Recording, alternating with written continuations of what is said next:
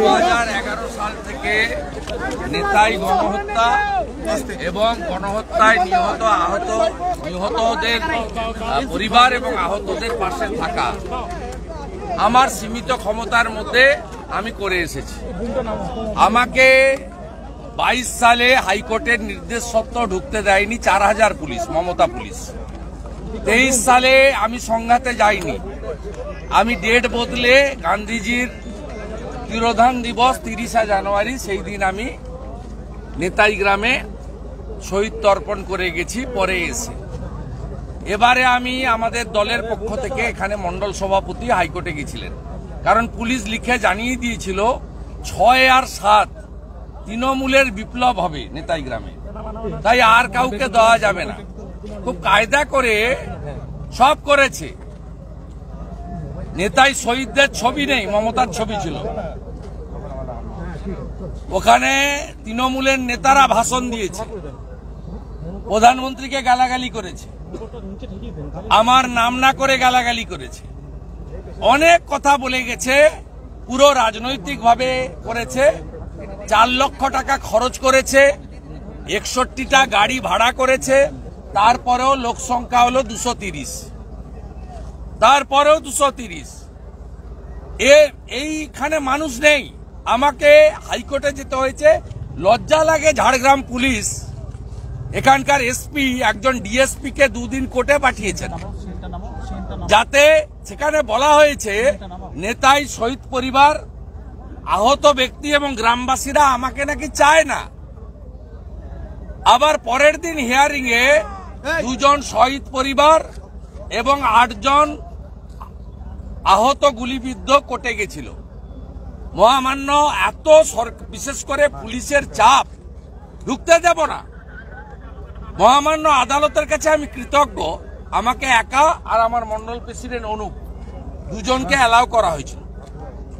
আমি একাই গেছিলাম, আপনারা সাক্ষী ছিলেন।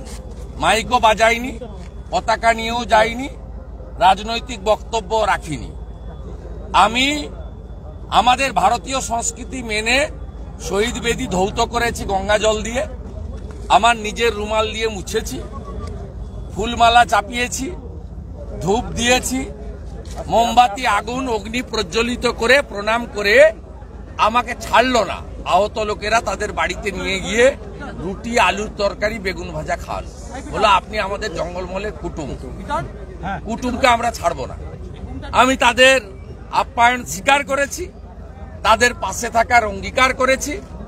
29 জন আহতর মধ্যে 25 জন আমার হাত থেকে শীতবস্ত্র উপহার এবং সামান্য কিছু সাহায্য গ্রহণ করেছেন, এবং 9 জন শহীদ পরিবারের মধ্যে 7 জন তারা আমার সঙ্গে মিলিত হয়েছেন।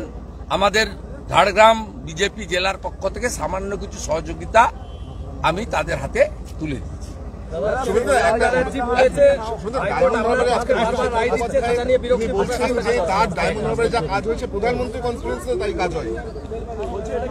শুধু গণতান্ত্রিক ভাবে ভোটটা করতে দেন, গণতান্ত্রিক ভাবে ভোটটা করতে দেন, লুট করবেন না, তাহলে দুধ আর জল আলাদা হয়ে যাবে। চ্যালেঞ্জ স্বীকার করলাম। ডায়মন্ড হারবারেই পদ্মফুলের যে প্রার্থী হবে ওকে হারাবে।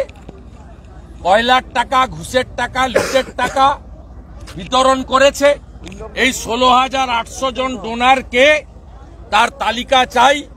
তালিকা না চাইলে ইনকাম ট্যাক্সকে দাবি করব যে এরা ফেক ডোনার, আর্টিফিশিয়ালি বানানো ডোনার, না কয়লা, বালি, মদ বিক্রির টাকা, ডিয়ার লটারির টাকা, তার তথ্য অনুসন্ধান করে it's a big financial scam, it's a one type of bribe to the voters, যেটা ভারতীয় আইনে কখনোই স্বীকৃত নয়, যে নিজের কনস্টিটিউয়েন্সি ভোটারদেরকে এইভাবে লাগাতার ঘুষ দেওয়ার যে প্রথা, ইটস এ ভেরি অ্যালার্মিং।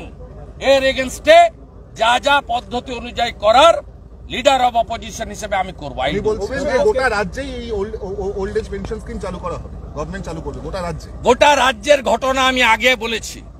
দুয়ারে সরকারের 5টা ক্যাম্পে 12,65,000 দরখাস্ত পড়েছে, 2,20,000 ভ্যাকেন্সি বের করেছে। এটা এনএসএপি, কেন্দ্রীয় সরকার 800 টাকা দেয়, রাজ্য 200 টাকা দেয়। ন্যাশনাল সোশ্যাল অ্যাসিস্ট্যান্ট প্রোগ্রাম 2,20,000 টাকা ভ্যাকেন্সি বের করেছে। এবং যেটা দিদিকে বলো নাম্বার ছিল আইপ্যাক প্রশান্ত কিশোরের, সেটা এখন হয়েছে মুখ্যমন্ত্রীকে বলো। সেই নাম্বারে ফোন করেছেন যারা, তারাই কেবলমাত্র পাবেন। আপনারা শুনে রাখুন, 1 লক্ষ মতো মুখ্যমন্ত্রীর দপ্তরে যে ফোন গেছিল স্যাংশন হয়েছে, তার মধ্যে 55,000-এরও বেশি কেবলমাত্র ডায়মন্ড হারবার কেন্দ্রে। আমি পশ্চিমবাংলায় বিজেপি এমপিদের দূরের কথা, আমি তৃণমূলের অন্য এমপিদের বলবো যে পরিবার কেন্দ্রিক পার্টি চলছে, রাজতন্ত্র চলছে, তাই বীরভূমের লোকেরা বঞ্চিত, বোলপুরের লোকেরা বঞ্চিত, দক্ষিণ কলকাতার লোকেরা বঞ্চিত, উত্তর কলকাতার লোকেরা বঞ্চিত, মালদা মুর্শিদাবাদে তৃণমূলের যেখানে এমপি আছে তারা আজকে বঞ্চিত, তাদের এলাকার লোক বঞ্চিত। এটা বিগত দিনে রাজা রাজড়া, মুঘল পাঠান হানাদাররা যেমন চালাতো পরিবার কেন্দ্রিক পার্টি, ঠিক একইভাবে নিজের এলাকাকে শুধুমাত্র রাজ্য সরকারকে দিয়ে ভাতা দেওয়া হচ্ছে। আর জঙ্গলমহলে জনজাতি, কুর্মী, এখানকার বয়স্ক লোকরা তারা দুয়ারে সরকারে ছুটে ছুটে জুতো ছিঁড়ে ফেলেছেন, কিন্তু তারা কেউ বার্ধক্য ভাতার সুযোগ পাননি। যা করছেন ভালো হচ্ছে। প্রদীপ নেবার আগে দপ করে জ্বলে উঠে প্রদীপটা নিভবে, সময় হয়ে গেছে। Time is knocking the door, chapter close হতে চলেছে। অভিষেক নমিনেশন দিতে পারবেন তো? নমিনেশন দিতে না পারলে আমাকে বলতে আসবেন না। কোথায় নমিনেশন দিতে পারবেন? ডায়মন্ড হারবারের ক্ষেত্রে বলেছেন। ডায়মন্ড হারবারের ক্ষেত্রে আরে ছাড়েন না, ডায়মন্ড হারবারে 19 সালে ভারতীয় জনতা পার্টির 15 জন মন্ডল প্রেসিডেন্টকে ভোটের 2 দিন আগে বাঁকুড়া পুরুলিয়াতে মিথ্যা মামলায় তুলে আটকে দেওয়া হয়েছিল। বাঁকুড়া পুরুলিয়া জেলাতে কি বলছেন কি আপনি? তারপরেও 4.5 লাখ ভোট পেয়েছে বিজেপির ক্যান্ডিডেট, তার গাড়ি ভেঙেছেন। এবারে লড়াই হবে, ওকে ভাবতে হবে না, প্রার্থী তো হবেই, আর ওকে হারাবো। এবং নৌসাদ ভাই যদি দাঁড়ায়, ও থার্ড হবে, আমি বলে দিলাম, থার্ড হবে। আমাদের সঙ্গে আইএসএফ এর লড়াই হবে।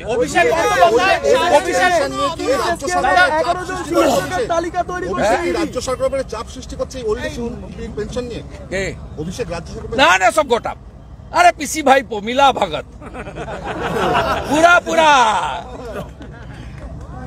আরে ভাইপোর পুরো ফ্যামিলিকে পিসি ঘরের মধ্যে রেখেছে, নতুন একটা বাড়ি করেছে, 4 কোটি টাকা দিয়ে জায়গা কিনে 2 কোটি টাকার একটা বাড়ি করেছে, তার 4 তলায় পুরো ফ্যামিলিকে রেখেছে, গোটা গোষ্ঠীকে, লিপসেন ব্যামুন্সের পুরো ডিরেক্টরকে।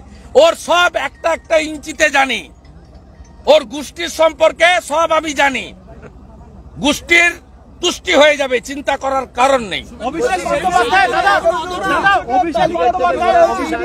বলছে যে 25 বছরের একজন যুবক যেভাবে ছুটতে পারবে 50-60 বছরের ব্যক্তি তো করতে পারবে না, সেই জন্য এর উত্তর জেঠু সৌগত রায়, দাদু সরস্বতী ব্যানার্জি দিবে, আমি দিতে পারবো। শেখ শাহজাহান সন্দেশখালীর মধ্যে আছে, আপনাদের ভাবতে হবে না, ওর পরিণতি যা হওয়ার হবে। বলছি এসএসকেএম 11 জনের তালিকা তৈরি করেছে চিকিৎসকরা, তারা নাকি কাকুর চিকিৎসার ক্ষেত্রে অনেক কিছু বিষয়বস্তু করেছিলেন, কাউকে রাখার জন্য অনেক। এটা কোর্ট হস্তক্ষেপ করেছে। মণিময় নিজে ছটপট করছে, অরূপ বিশ্বাসকে ফোন করে বলেছে আপনি মুখ্যমন্ত্রীকে বলুন আমি পদত্যাগ করবো। ঠেলায় না পড়লে বিড়াল গাছে ওঠে না। চলো,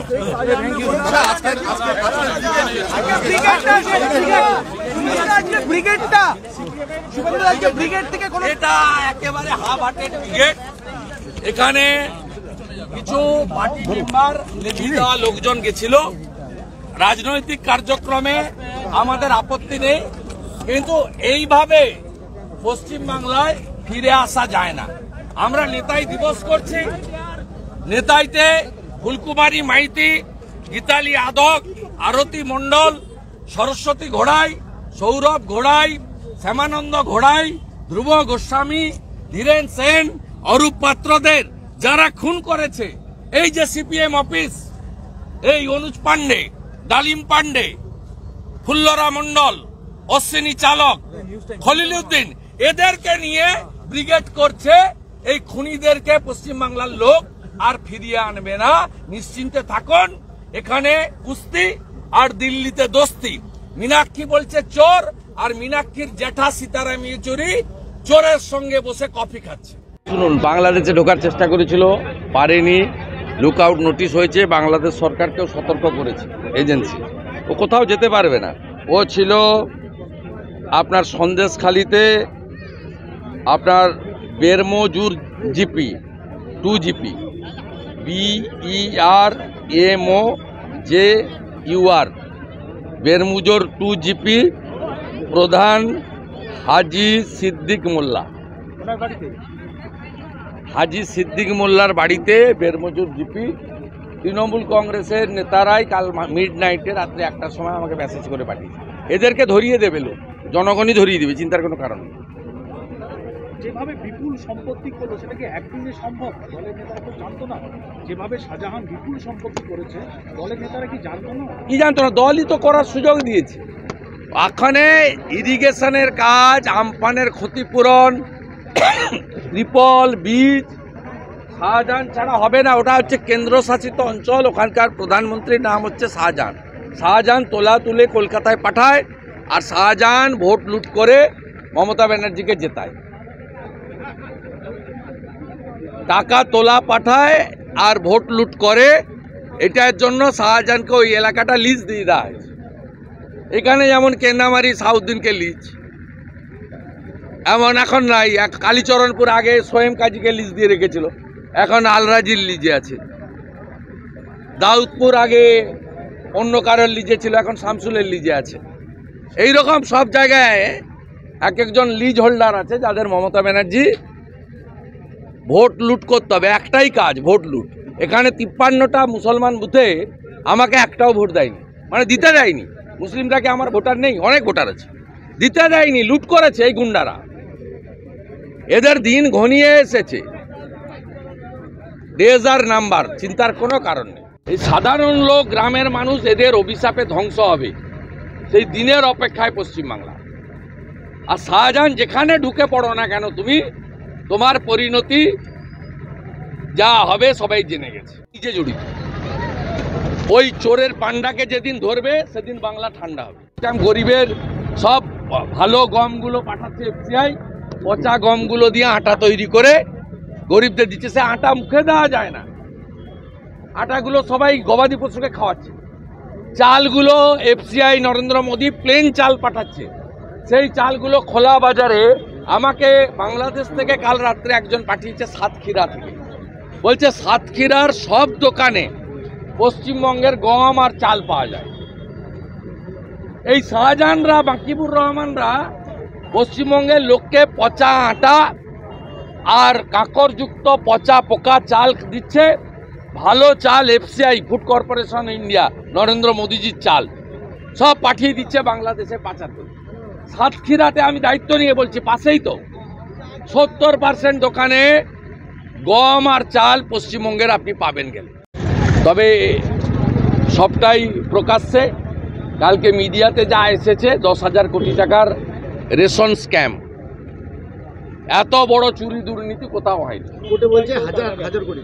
দুবাইতে সবার কানেকশন, ভাইপোর কানেকশন দুবাইতে। পিসি যখন বিদেশে যায় তখন দুবাই হয়ে যায়, আবার দুবাইতে আসে। পিসির নিজের কানেকশন দুবাইতে আছে। 100 জনের বার্ধক্য ভাতার অ্যাপ্লিকেশন নিয়েছে, এবং সেখানে আজকে 6 কোটি 30 লক্ষ টাকা অ্যাকাউন্টে ঢুকাবে প্রাইভেট টাকা, কয়লা, ডিয়ার লটারি, চুরির টাকা। এভাবে হতে পারে না, এর বিরুদ্ধে ব্যবস্থা নেওয়া দরকার। এবং 12,65,000 বার্ধক্য ভাতার দরখাস্ত যারা দুয়ারে সরকারে করেছে, বয়স্করা পাননি। পশ্চিমবাংলার জনগণ দেখুক কোন পরিবারের হাতে তারা এই রাজ্যের সরকারটাকে রেখেছে।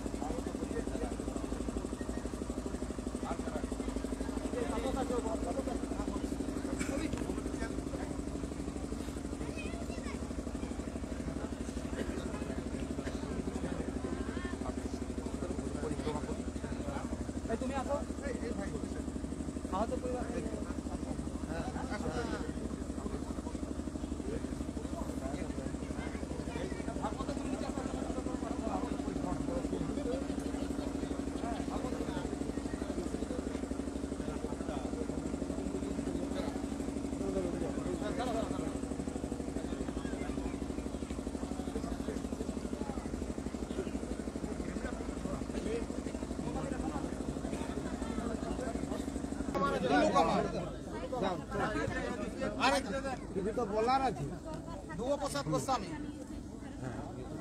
নিহত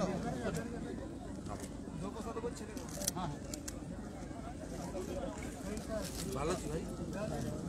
আর এ কোথায় সুনীল পাল এই আহত আমাকে আটকাতে পারে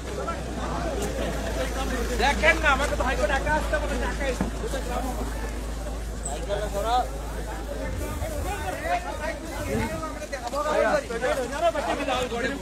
আদালত বলেছে যাবেন, শহীদ মান্যদান করবেন, আপনার যা কাজ আপনি করবেন। আমি আদালতকে সম্মান করি, তারা এত প্রবল রাজ্য সরকার এবং পুলিশের বিরোধিতার পরেও আমাকে সুযোগ দিয়েছেন, আমি আদালতের কাছে কৃতজ্ঞ। ওখানে আমার একটা মোমবাতি মিছিল হবে শহীদ স্মরণে, আমি ওইখানে আহত নিহতদের পরিবারের সঙ্গে কথাবার্তা প্রত্যেকে আমার সঙ্গে ছিলেন। 29 জন আহতর মধ্যে 24 জন আমার হাত থেকে স্মারক সম্মান নিয়েছেন এবং 9 জন নিহত পরিবারের মধ্যে 6 জন আমার হাত থেকে কজন না 7 জন। আমি এখানে রাজনীতির কথা বলছি, কোর্ট বলেছে এখানে রাজনীতির কথা বলতে আমি লালগড়ে আমাকে একা আসতে বলেছিল। গোটা নেতাই গ্রাম আমার সঙ্গে, দলমত নির্বিশেষে গোটা গ্রাম আমার সঙ্গে, এটা আমার বড় প্রাপ্তি। আমি এদের আত্মীয়। আজকে দেখুন আমি তো একা এসেছি, হাইকোর্ট বলেছে সিকিউরিটি ছাড়া কেউ নেই এখানে।